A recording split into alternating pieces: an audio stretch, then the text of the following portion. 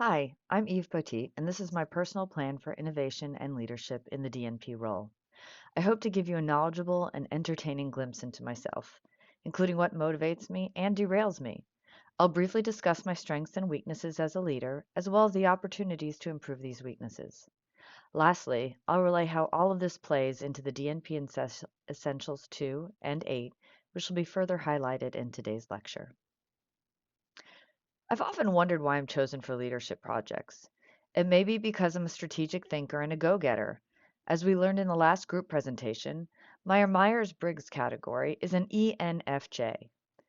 So I feel I'm always called to a greater purpose. If there is an injustice, I feel it must be corrected, and I'm willing to sacrifice myself to do it. I'm also a fan of teaching a man to fish, or the see one, do one, teach one that we learned in nursing schools across the world. When we start from the ground up, it allows us not only to become proficient in our own jobs, but it helps us to grow those around us as well. I'm very good at the act of delegating, though I drive myself crazy afterwards, as it's difficult for me to trust others until a project is done to my satisfaction. Therefore, I may inadvertently micromanage. As I'm opinionated, I may offer advice when it isn't asked for. I strive for validation, and therefore the team may not get credit when I'm hoping to get recognized. I can be unempathetic to a team member when they want a day off, secondary to the loss of their pet. On the other hand, I'm too connected sometimes, wanting to send a funny meme off hours to peers, colleagues, or subordinates, which I may find funny in order to try and connect. I'm also too restless. It is so hard for me to slow down and just be. Because I'm always looking for improvement in myself and to give back to the community, I can often drag my family into it. It can cause discontent at best and exhaustion at worst at home. Through reading the writings of John Maxwell, Rich Drinan, and Michelle Loke, I began to ask myself the questions of what I valued in people, relationships, and events.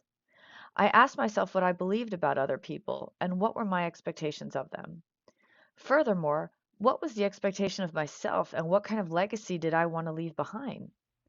I listed lessons and quotes I'd read or spun into life, such as seek wisdom as your body seeks air. In taking a deep dive into my leadership psyche, I was able to identify my current leadership philosophy, which is to be present, willing, and capable, to know when I'm not, and seek guidance from subject matter experts. I strive to intentionally align and realign myself with my higher goals, making every effort to always leave a place better than when I found it.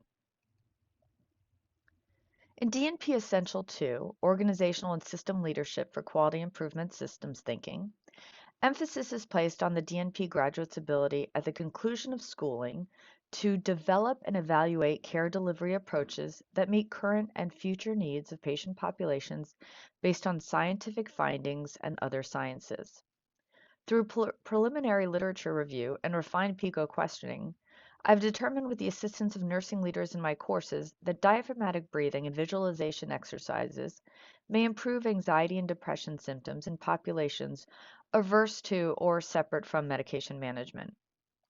Essential 2 also notes that the graduate can ensure the quality of the healthcare being delivered, which must be done to successfully defend a capstone project or dissertation, making it suitable for publication in peer-reviewed journals.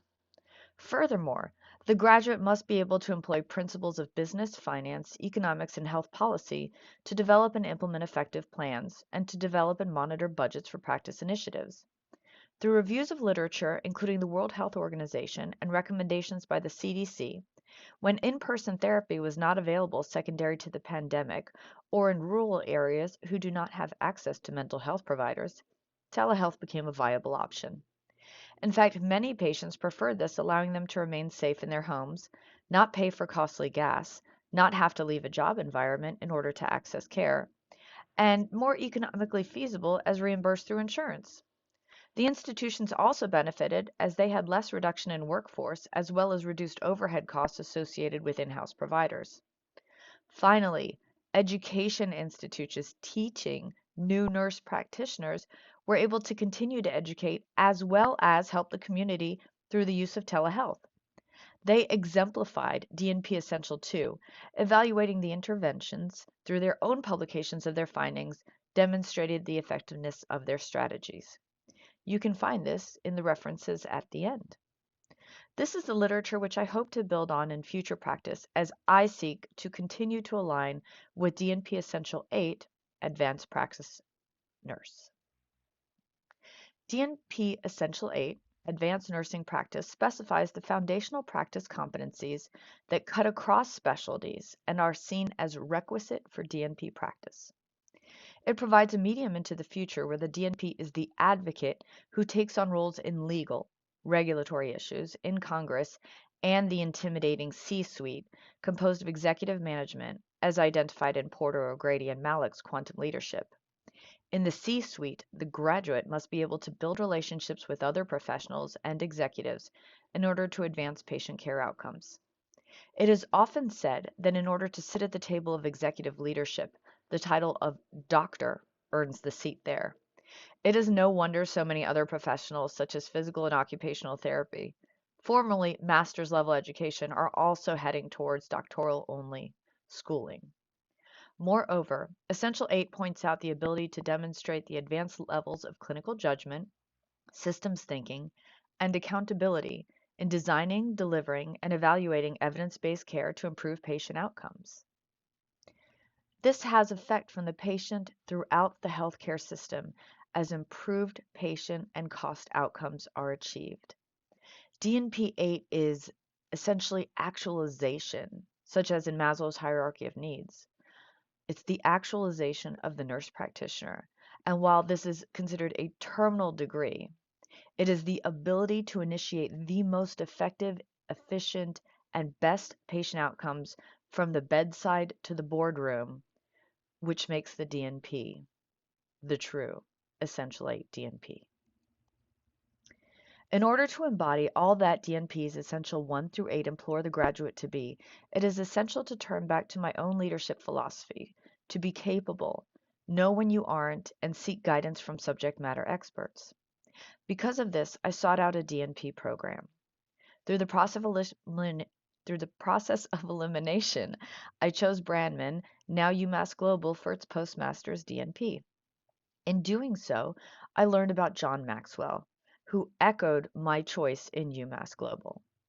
He teaches us that a quality of leadership, known as competence, is gained by the continuing search for improvement in ourselves.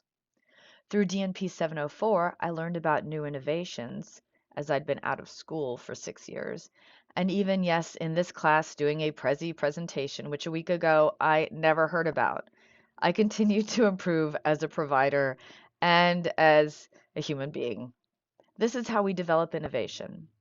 Furthermore, when I realized that the stress had become too much for my family and my need for validation and improvement was too overwhelming, I sought out help for myself through a family counselor.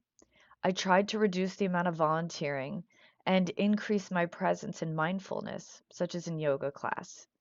It is not just through education that we find growth and innovation, but through all forms of subject matter experts, as long as we are willing to be present and realign as needed.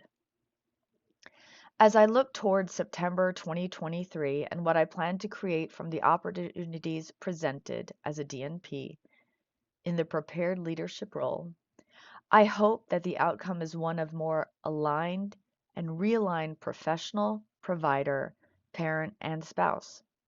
As a professional, I hope to be able to offer more of myself and professional expertise to the California Association of Nurse Practitioners to move the AB 890, the bill which allows for autonomous nurse practice in California, to finally be ratified. It was passed, yet it is still being fought. As a provider, I hope to continue to seek out higher education and participate in further research as a DNP versus as a student on complementary and alternative medicine and telehealth, which may improve patient outcomes globally. As a parent, I hope to have more technology under my belt to help my own teenagers through high school and college, and other students as I go on to teach master's and doctorate level courses in institutions of higher learning, improving the outcome of hundreds, if not thousands, of people through my students. Finally, as a spouse, I hope that my journey continues to realign me with my higher goal of being present, so that I may remember to enjoy the times we have together, as that is the one thing we cannot get, buy, or build. And thank my husband for his patience in this process. As the DNP, the opportunities which I am prepared for in undertaking and completing this journey allow me to self actualize my truest version of myself to the world. This brings me to the conclusion of my presentation of my personal plan for innovation and leadership in the DNP role. I welcome any comments, concerns, or questions that you have that you feel I may need to know as I embark on this journey. Thank you for your attention and have a wonderful day.